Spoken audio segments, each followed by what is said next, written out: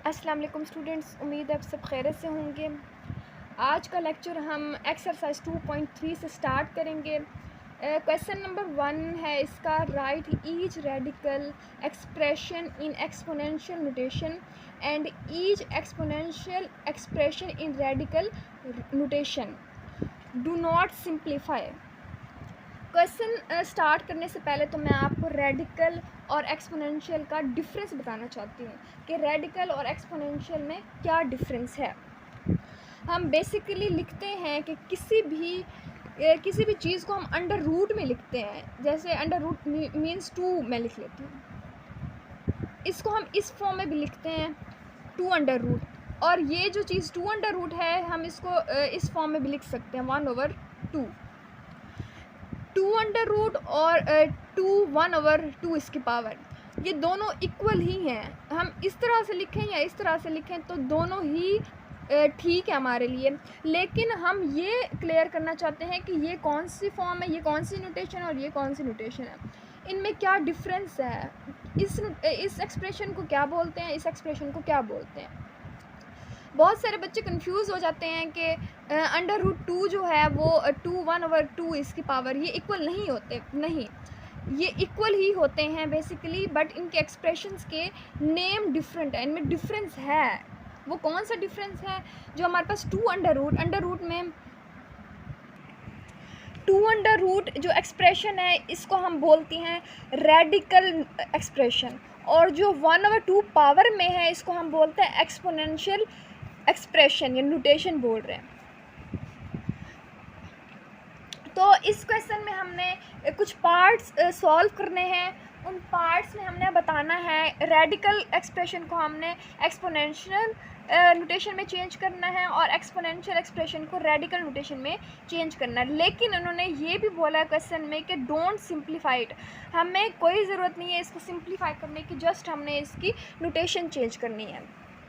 तो मैंने डिफरेंस तो बता दिया एक्सपोनेंशियल और रेडिकल का, तो इससे तो क्लियर हो गया कि ये जो हमारे पास एक्सप्रेशन है ये हमारे पास रेडिकल एक्सप्रेशन है। तो रेडिकल एक्सप्रेशन को जब हम एक्सपोनेंशियल नोटेशन में चेंज करते हैं तो हम किस तरह से करते हैं, ये अंडर रूट है, अंडर रूट क्यूब, ये क्यूब है, तो हम इसको लिखेंगे -64 1/3।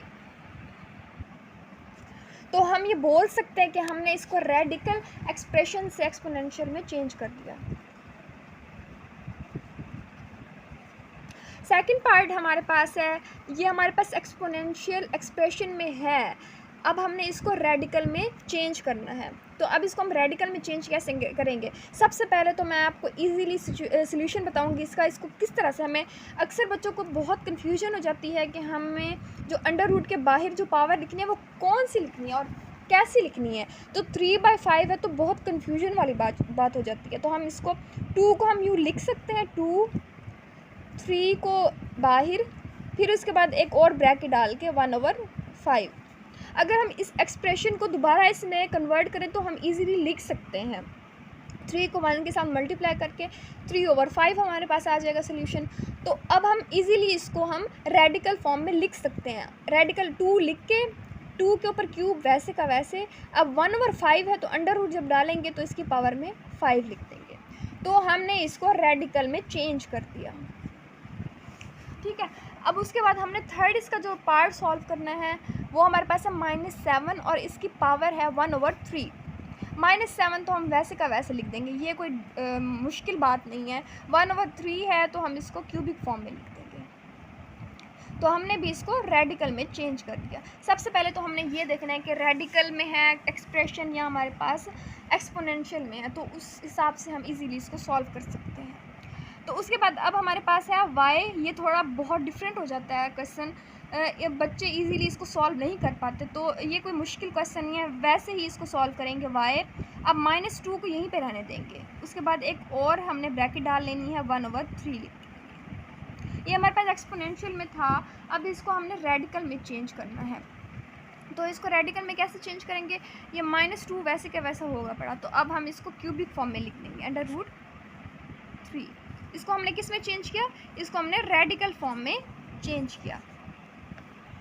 उम्मीद है स्टूडेंट्स आपको आज का लेक्चर अच्छे से समझ आया होगा।